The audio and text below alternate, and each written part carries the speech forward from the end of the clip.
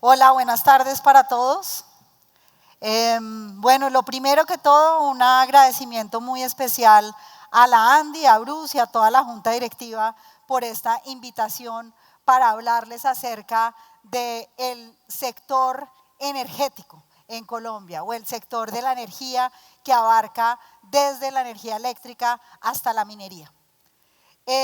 La razón por la que es fundamental que tengamos esta conversación es porque nosotros vemos la energía y por eso siempre que hablo de la energía estoy hablando de todas las fuentes de energía, no solamente el sector eléctrico, como el motor que mueve a la industria. En todas las conversaciones que he tenido durante las bilaterales acá, uno de los temas principales siempre está relacionado a la canasta energética, en combustibles líquidos, en el desarrollo de la minería, en cómo influye el gas o en cómo influye la confiabilidad y los precios de la energía. Así que es un tema central del desarrollo de la industria. Y mi propósito hoy es contarles la visión que tiene el gobierno del presidente Duque para asegurar que seamos aliados de la industria, porque este gobierno se la juega toda por el desarrollo empresarial y este sector al cual estoy liderando en este momento tiene que ser un habilitador de ese desarrollo.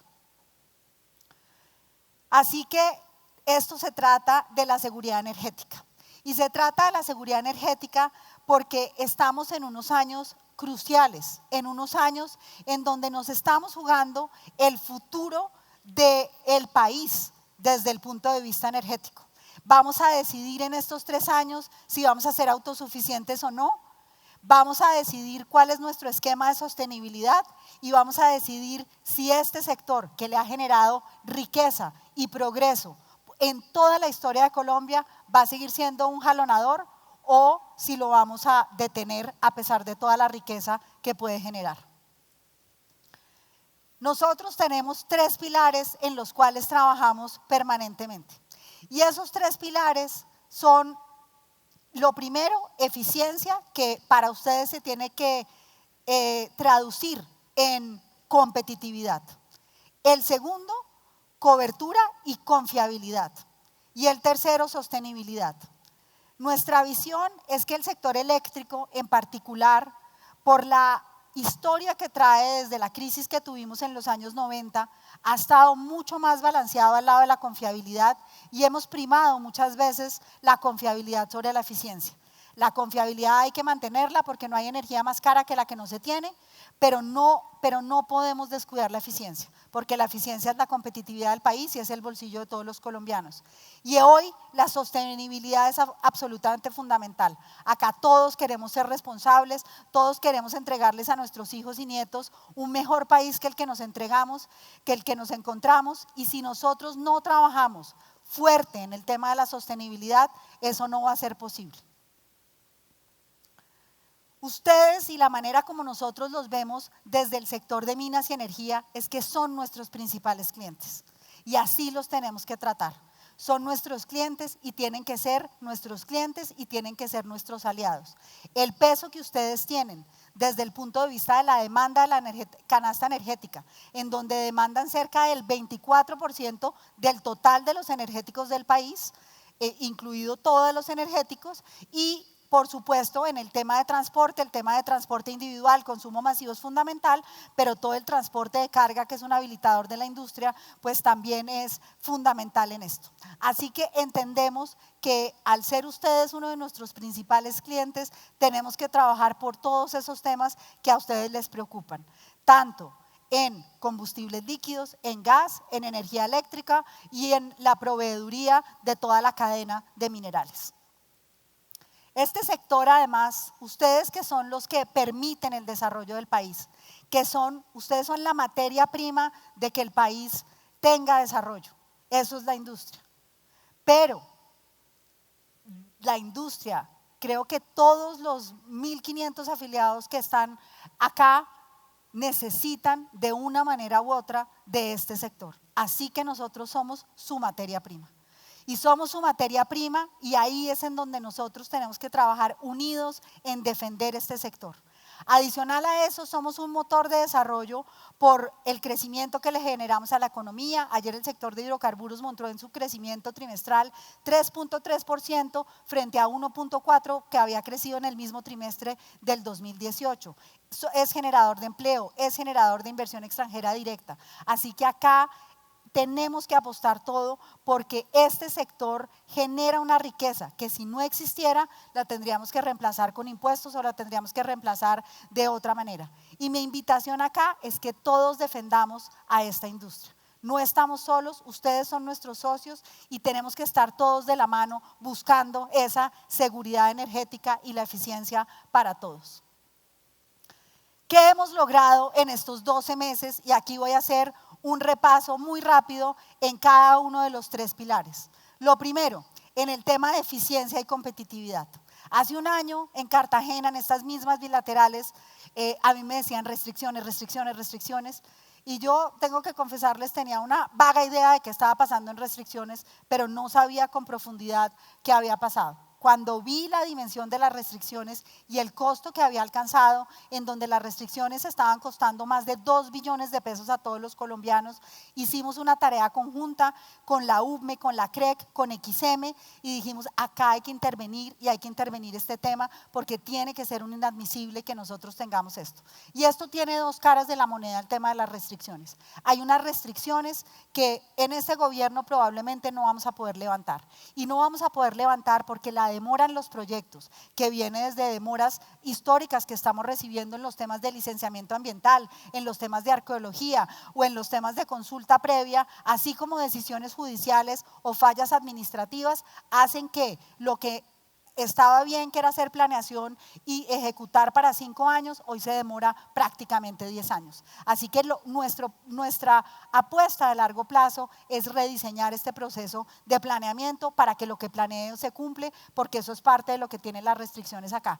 Pero había otra cantidad de cosas que había que intervenir regulatoriamente, técnicamente, mucha micro. Y con toda la micro que logramos, con todas esas instituciones, logramos bajar el costo de las restricciones para este primer semestre de 32 pesos a 17 pesos el kilovatio hora. Eso significa que los colombianos se ahorraron 480.000 millones de pesos en este primer semestre. Y la demanda no regulada, en donde es prácticamente todo es el sector industria, se ahorró 180.000 millones de pesos. Sabemos que es un paso importante, pero no es suficiente y por eso ahora les voy a contar hacia dónde vamos en este tema y en los otros temas de eficiencia. En los temas de sostenibilidad, incentivos a las energías renovables. Nuestra apuesta en sostenibilidad es energías renovables y eficiencia energética. Y que toda la cadena trabaje en tener mejor calidad de combustibles y en asegurar que utilice la tecnología en servicio de la sostenibilidad. Hay muchas cosas por hacer, pero estamos muy concentrados en energías renovables y en eficiencia energética. Desde el punto de vista de confiabilidad y cobertura, subasta de cargo por confiabilidad. Hace un año también la pregunta era, ¿vamos a tener energía en el 2022 o no? La respuesta hoy, un año después, es sí, con o sin Hidroituango. Y eso es lo que logramos en la subasta del cargo por confiabilidad, en donde adjudicamos más de 4.000 megavatios de expansión en la generación. El cargo por confiabilidad disminuyó 11%. Eso, por supuesto, lo verán en su factura, esa reducción cuando estas plantas entren al mercado. Y adicional a eso, adjudicamos 1.398 megavatios por primera vez de energías renovables no convencionales, lo que nos diversifica la matriz energética y nos hace mucho más resilientes frente a las vulnerabilidades del cambio climático. Colombia tiene la 6ª matriz eléctrica más limpia del mundo, pero somos uno de los 20 países más vulnerables al cambio climático por la concentración que tenemos en generación hídrica. Por lo tanto, diversificar a otras fuentes de generación que sean además sostenibles es fundamental. Y en el tema de cobertura, en estos 12 meses hemos llevado energía por primera vez a 16.000 nuevas familias colombianas. Eso quiere decir que hoy en día hay cerca de 60.000 colombianos que en estos 12 meses por primera vez tienen un servicio que casi todos nosotros damos por dado y es el acceso a la luz eléctrica. Cuando uno ve lo que eso genera en las regiones es realmente transformador.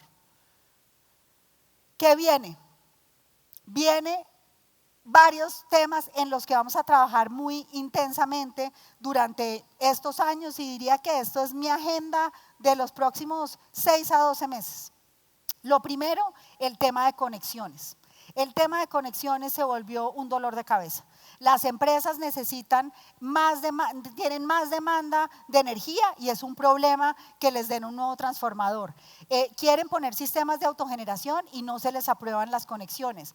Hay muchísimos proyectos de generación que se quieren instalar y tenemos unas dificultades en la red y no es claro el sistema, así que así como estamos interviniendo todo el proceso de restricciones, vamos a hacer una intervención o estamos haciendo una intervención de fondo, estamos en este momento en el proceso de diagnóstico, en el tema de conexiones, porque sabemos que es un dolor y nuestra meta es reformarlo. Lo segundo, todo el tema de la agenda regulatoria CREC. En donde la gran apuesta, y ahora lo van a ver, es por unos sistemas de transparencia en la formación de precios.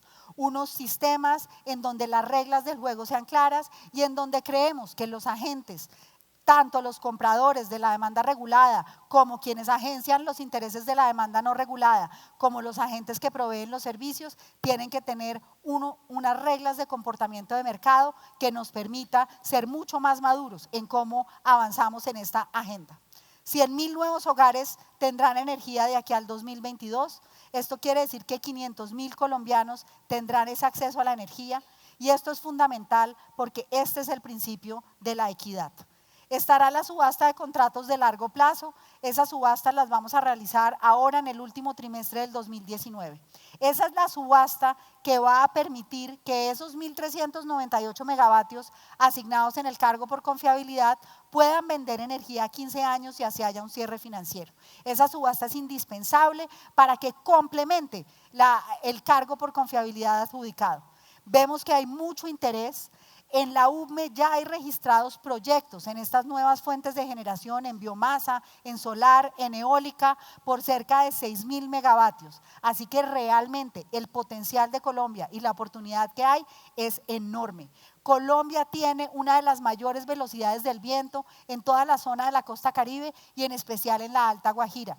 Y los niveles de radiación solar en prácticamente todo el país hace que esta fuente de energía sea una de las fuentes más eficientes y sostenibles que tengamos y la disrupción tecnológica que estamos viendo en la caída de los precios va a hacer que esta energía no solamente sea sostenible, sino que entre a precios competitivos. Y por último, estamos trabajando en nuevas fuentes de generación. En todo este tema de fuentes de generación, estamos trabajando en temas como geotermia, en temas como cómo desarrollar energía eólica costa afuera, y esa ya es la agenda un poco más adelante de lo que vamos a trabajar. Algo que quiero y que quiero trabajar mucho de la mano con ustedes y que creo que nos ha hecho falta comunicación desde el gobierno es que tenemos un marco tributario tanto en la ley de financiamiento como en la ley 1715, como en la ley de movilidad eléctrica, en el Plan Nacional de Desarrollo, que les está dando a ustedes todas las herramientas para que se las jueguen por esto. La ley de financiamiento se la saben de memoria, el descuento del IVA que hay por todo el IVA que hagan en CAPEX. En energías renovables y en eficiencia energética hay incentivos muy importantes. Si ustedes invierten 100 pesos en autogeneración solar, por ejemplo, o en recambio de equipos de eficiencia energética, ustedes pueden deducir 150 pesos del impuesto de renta durante 15 años. Antes era 5 años y muchas veces no se alcanzaba a pagar. A partir del Plan Nacional de Desarrollo, de la modificación que hicimos, se puede deducir durante 15 años. Así que prácticamente es un tema de flujo de caja más de un tema de inversión. Y lo estamos haciendo porque además la eficiencia energética es la herramienta que todos ustedes tienen para dejarle a sus hijos y para dejarle a sus nietos un mejor planeta.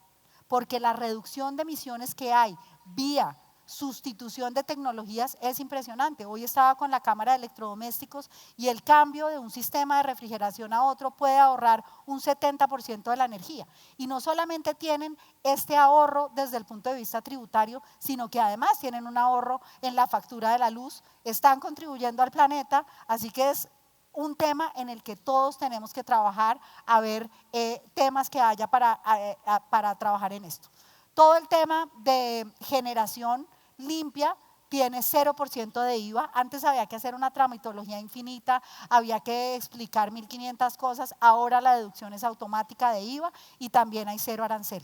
Y en los temas de movilidad eléctrica, se pasó la ley de movilidad eléctrica y adicional a eso el presidente el 29 de agosto va a presentar la estrategia de movilidad eléctrica en donde tenemos 5% de IVA, 0 arancel a vehículos y a motos eléctricas y hay una reducción del arancel a los vehículos a gas a 5%. ¿Y por qué a los vehículos a gas? Porque cuando uno pasa de un vehículo de combustibles líquidos a un vehículo a gas, se reduce en 40% las emisiones de carbono y se reduce en 96% el material particulado, que es lo que nos afecta la calidad del aire. Así que toda nuestra apuesta es por la sostenibilidad y lo hemos hecho generando el marco regulatorio y el marco fiscal que incentive que todos ustedes hagan esta apuesta por la sostenibilidad con generación limpia y con eficiencia energética. Entrando en la agenda regulatoria, yo les diría que todo el tema de restricciones. Hay una circular de la CREC que está todavía en discusión. Por supuesto, cuando uno se ahorra 500.000 millones de pesos, quiere decir que alguien se los dejó de ganar. Entonces, ahí hay discusiones profundas y duras. Tenemos que trabajar más porque aunque el promedio es 18 pesos, hoy las restricciones están en cerca de 24 pesos por kilovatio hora y tenemos que trabajar para que sean menores. Así que esa es una agenda muy intensa que estamos siguiendo. El tema de conexiones que les mencioné, autogeneración con fuentes renovables no convencionales, que es todo el marco regulatorio que estamos desarrollando. Y mucha de la agenda regulatoria está concentrada en todos los temas de reglas de comportamiento de mercado y formación eficiente de precios. Realmente, en muchos momentos se pide desregular, pero a veces, y pasó hace poquito, los que se tengan por quedar por aludidos se darán, había una subasta de un energético y las cartas que nos llegaron es, pero ¿por qué no regulan? ¿Pero por qué no regulan? ¿Pero por qué no regulan? ¡Qué miedo, qué miedo, qué miedo! Entonces, no podemos ser inconsistentes y tenemos que portarnos como personas de pantalón largo, que tenemos la responsabilidad y que tenemos que hacer los análisis de oferta, de demanda, de precios y que la demanda y la oferta confluyan y formen un precio de manera transparente. Y esa es una apuesta que nosotros estamos haciendo transversalmente. Y aquí tenemos que proteger al mercado regulado y también al mercado no regulado. Pero tenemos que hacer que haya una transparencia en cómo se forman los precios, porque eso es lo que mejor nos va a conducir a la eficiencia. Tenemos otro tema que es la agenda de gas. Acá está puesto transporte de gas porque está la agenda regulatoria que está en la CREC. Pero en gas estamos trabajando para revisar el marco regulatorio de como end-to-end. Y acá va a entrar una consultoría que ya la contratamos, en donde nos va a revisar desde la estructura como se está buscando el gas, vía las rondas, porque el gas es el energético que requerimos con más urgencia desde el punto de vista de seguridad energética, hasta cómo se está haciendo el proceso de formación de precios, cómo son los costos del transporte del gas y cómo es la comercialización del gas y que realmente haya una sincronización.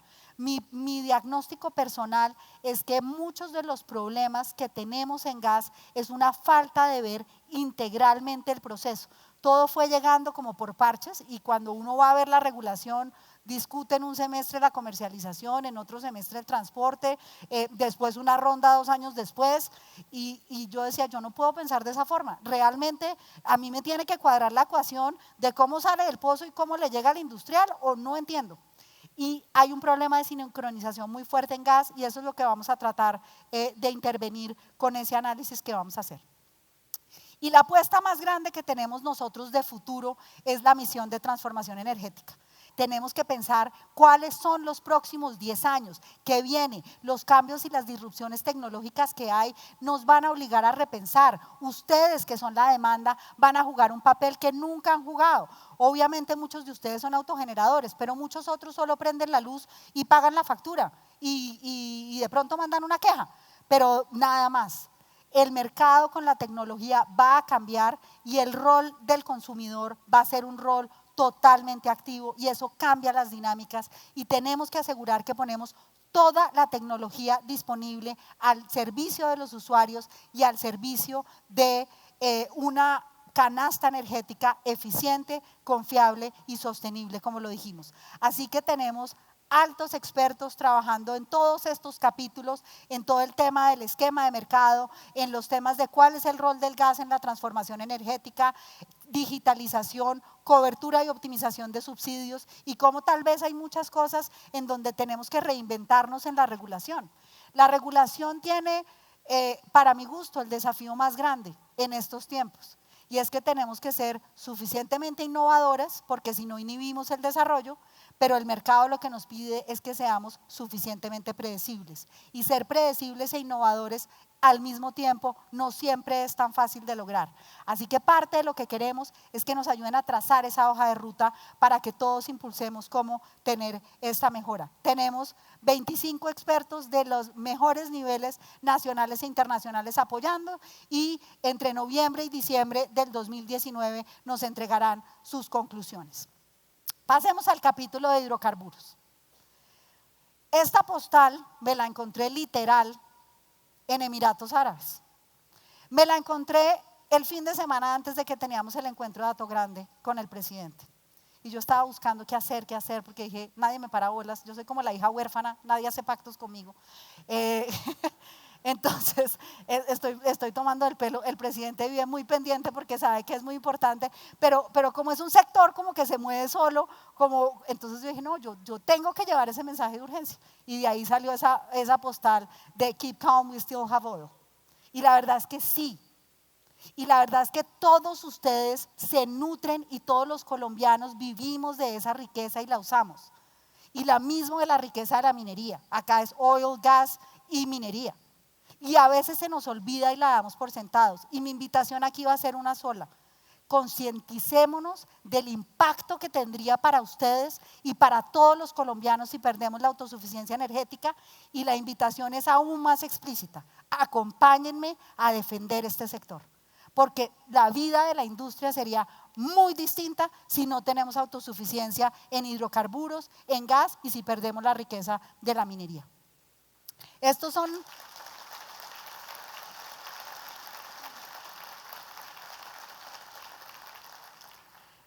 los datos que todos nos sabemos. Ayer Bruce hizo una exposición excelente y le agradezco por defender esta industria, pero realmente es algo que tenemos que ver. Y acá yo diría que mi mayor foco es gas. En el 2018 por primera vez las reservas de gas bajaron de 10 años. Nunca Colombia desde que ha tenido gas ha tenido las reservas por debajo de 10 años. Y eso es una señal de alarma. Porque a veces dicen, no, pero 10 años es una eternidad. Bueno, nadie hace una planeación industrial y a nadie le cierra aquí un flujo de caja en sus modelos de expansión de la industria a 10 años. Eso es muy difícil. Uno tiene siempre pues allá discutiendo la perpetuidad para que le cierren los temas y 10 años parece corto plazo. Y eso es mañana, porque además llevar el gas a que el gas sea comercial es un proceso muy largo. La diferencia entre en petróleo es que hoy producimos 890.000 barriles de petróleo, pero de esos 890.000 solo consumimos 400.000 barriles, el resto lo exportamos. Claro, si no tenemos esas exportaciones, el dólar probablemente estará a 5.000 y pues todas las materias primas de ustedes o muchas de las materias primas estarían mucho más caras, pero no tenemos un problema de autosuficiencia. En gas sí, porque el 100% del gas que producimos lo consumimos en Colombia. Y acá vimos los datos en donde cerca del 35% de ese gas va para la demanda industrial y nos estamos jugando la seguridad energética porque el gas se está acabando y el gas se está acabando porque una fuente de la que vivimos hace 25 años, que es la fuente de Guajira, Ballena, Chuchupa, Ballenas, está declinando de manera acelerada. Estamos haciendo muchos temas para poder trabajar en esto y ha sido exitoso y hemos reactivado el sector y gracias a esa reactivación del sector estamos viendo los números que estamos viendo en producción y que estamos viendo en inversión. Adjudicamos 11 bloques en áreas continentales, hacía más de 5 años que no se adjudicaba un bloque nuevo. Destrabamos y se convirtieron a contratos de exploración y producción 5 contratos en costa afuera, que es en donde posiblemente hay gas y en donde espero que haya perforaciones en el 2020. Estamos trabajando en todo el tema de recobro mejorado, en donde por supuesto es mucho más líquidos, pero en donde en gas también hay muchos temas de cómo utilizamos el gas, de si el gas se reinyecta en los campos o si realmente el gas se va a utilizar para consumo y cuáles son los diferentes precios de equilibrio de ese gas para eso. Pero si nosotros no encontramos gas, de aquí a 3 años, lo que nos va a pasar es que vamos a tener que vivir del gas importado. Y si vivimos del gas importado, la implicación es que el costo del gas se va a duplicar. Entonces, todo el tiempo pensamos en competitividad, todo el tiempo pensamos en eficiencia y hoy en día el precio promedio nacional es $4.5 por millón de BTU, lo que le está costando a las térmicas de la costa importar el gas regasificado es entre 9 y 11 dólares. O sea que esto no es un invento, no es una cuenta de Excel, es fact de lo que pudo haber pasado el mes pasado. ¿Y dónde está la oportunidad? La oportunidad está en yacimientos no convencionales. Ha sido un debate tremendamente difícil. Ustedes no se imaginan cuando me salió la primera portada en El Espectador que decía la ministra va a convencer al presidente Duque. Yo creo que todo el gabinete de comunicaciones dijo, la ministra acabó con nosotros. En este gobierno, porque era un tema muy difícil y muy álgido, había sido muy álgido durante toda la campaña presidencial. Pero hemos logrado una cosa como gobierno y tal vez cuando el presidente Duque me ofreció este puesto, uno de los desafíos era, así como el desafío de renovables era decir, este debate no puede ser un debate de Twitter. Colombia se está jugando su futuro. Acá no podemos ser tímidos. No hay lugar a la ambigüedad. Si Colombia decide que no, que entienda muy bien a qué está diciendo que no. Y hoy Colombia todavía no lo entiende a pesar del esfuerzo. Hemos logrado pasar de una discusión política, una discusión de Twitter a una discusión técnica. Y ahí hay una gran ganancia. Pero Colombia, si nos llegan a decir que no, aún no ha valorado que nos estamos jugando nuestro futuro energético. Y tenemos, y nosotros hablamos duro y decimos de frente, pero necesito más voces. Necesito a los 1.500 industriales de este país que el gas les va a cambiar su competitividad, que hay empleos que se van a perder por eso y que por esa razón probablemente no van a invertir en Colombia y no van a hacer las fábricas acá, sino las van a hacer en otro lugar. De otra manera no lo vamos a lograr y aquí, señores, nos estamos jugando todos, no el gobierno, la seguridad energética de Colombia. Y aquí puede haber entre 35 y 50 años de gas.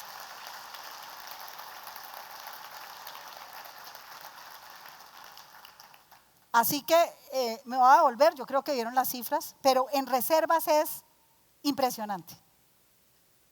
Podemos estar hablando entre 8 y 20 años de líquidos y entre 35 y 50 años de gas. Más todas las implicaciones que esto tiene desde el punto de vista de crecimiento económico. Hay un anexo en el marco fiscal de mediano plazo que hizo un trabajo, la comisión de expertos muestra cuánto es de impactante y a la industria tal vez, y por eso me devolví un segundito, quiero que miren esa foto. Me faltó tal vez la foto del convencional, pero cuando uno va al convencional, uno encuentra una cosita que hace así, que es una bomba electrosumergible, sacando petróleo. Y esto es el fracking. O una bomba pues sacando petróleo, no tiene que ser electrosumergible. Y este es el fracking. El encadenamiento productivo aquí es brutal. La cantidad de cemento, la cantidad de transporte que se requiere, el líquido de fracturación, o sea, el encadenamiento, esto es una fábrica. Así que esto genera un encadenamiento productivo muy importante para la industria. Algo que ni siquiera está aún muy bien dimensionado. Yo les voy a dar unas cifras que son muy aproximadas y hay que ser muy claros que son unos cálculos muy a mano alzada.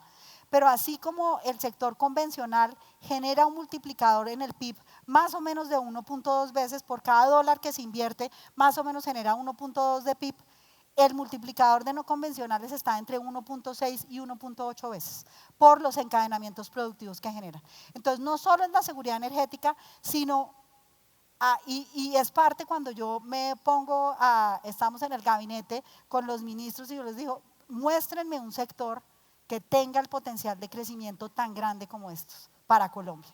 Así que aquí también hay una oportunidad de desarrollo y de crecimiento muy grande. ¿Cuál tiene que ser nuestra apuesta como economía? Tenemos que trabajar en la economía naranja, tenemos que trabajar en la agricultura, tenemos que trabajar en la infraestructura, tenemos que trabajar en la tecnología, porque el error del pasado ha sido quedarnos complacientes con la riqueza de los hidrocarburos y no diversificar suficientemente a los otros sectores de la economía. Pero eso no quiere decir que vamos a diversificar, pero vamos a renunciar a este sector. Realmente acá hay un tema que es absolutamente fundamental y que la comisión de expertos, 13 expertos, en donde hay hidrólogos, geólogos, expertos en medio ambiente, expertos en biodiversidad, dicen, la recomendación para Colombia es hagan proyectos piloto. El Foro Nacional Ambiental dijo, acompañamos esa recomendación. Así que aquí lo que hay es una recomendación técnica, responsable, en donde nos estamos jugando el futuro de la seguridad energética y el futuro del desarrollo, y en donde se necesitan muchas voces acompañándolo. Ya voy a cerrar. Minería tenemos 3 apuestas. Diversificación, todo el tema de eficiencia y el tema de legalidad y formalización. Diversificación, ¿por qué? Colombia, el 80% de la minería es carbón.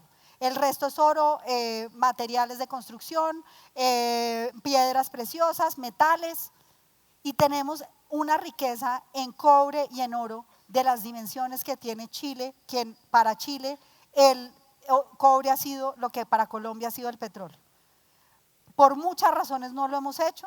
Así que aquí Colombia tiene una oportunidad espectacular y la transformación energética, la movilidad eléctrica, los paneles solares, las turbinas eólicas van a generar que la demanda por cobre se doble en los próximos años. Así que aquí esta es una oportunidad que Colombia también debe entender muy bien y es un sector a que también el país, las decisiones judiciales, decisiones de diferentes naturalezas se están negando. Aquí la pregunta no tiene que ser sí o no, tiene que ser cómo. ¿Cómo ponemos a la tecnología para poder extraer la riqueza del suelo?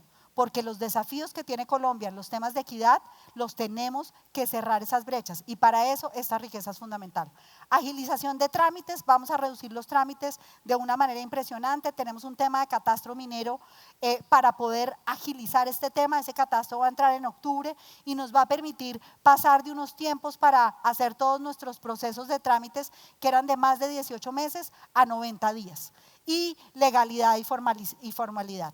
Realmente tenemos que trabajar el nivel de informalidad y el nivel de ilegalidad y está siendo una parte muy importante de la fuente de financiación de los grupos al margen de la ley, más muchos mineros que hacen su actividad de manera artesanal y que por eso no cumplen los estándares ambientales. Hemos tenido un capítulo muy importante en el Plan Nacional de Desarrollo para apostarle a estos 3 temas. Rapidísimamente. Estas son nuestras apuestas y tenemos que rediseñar la relación con el territorio, porque tampoco podemos ser un sector imponente que llegue y se ponga las cosas. Estos son los 3 temas en los que estamos trabajando en la agenda legislativa, pero acá también los invito a un tema de consistencia. No estamos pudiendo poner torres de transmisión eléctrica y no es en las llamadas comunidades, es porque en las fincas de nosotros no queremos que nos pase una torre de transmisión eléctrica. Y aquí, señores, se necesita consistencia. No hay tal como que a uno le llegue la luz y por las fincas no pase torres de transmisión eléctrica. Así que tenemos que trabajar también en eso y tenemos que entender en eso. Y nosotros estamos rediseñando nuestra relación con el territorio. Vamos a trabajar muy importante el tema del acto legislativo de regalías, pero yo creo que la gran oportunidad es la ley de coordinación y concurrencia. Desde la Constitución del 91, el ordenamiento del subsuelo y el ordenamiento del suelo, no, es como Chespirito, tú y yo estamos locos, no se entienden. Así que tenemos que hacer algo para que realmente ahí eliminemos un conflicto y este sector tenga una manera de relacionarse diferente y está trabajando la ministra del Interior en el proyecto de ley de consulta previa. Por último, como les dije, nuestra apuesta es equidad, poner la riqueza que genera este sector. Este sector generó un presupuesto de regalías de 24 billones de pesos para los años 19 y 2020 y generará otros 18 probablemente para los años 21 y 22. Los déficits, ustedes no saben lo que es y los invito a todos a que nos acompañen un día mientras entregamos esas 100.000 soluciones de lo que significa para la gente prender la luz por primera vez. Por último, y mientras me voy del escenario, les quiero decir que queremos trabajar con ustedes, que aquí hay una gran oportunidad, que vamos a sacar esto adelante, porque esto depende de todos nosotros que hagamos que esto sea posible. Trabajamos sin descanso todos los días para hacerlo mejor. Estamos siempre abiertos a todas las sugerencias y a todas las inquietudes que ustedes tengan.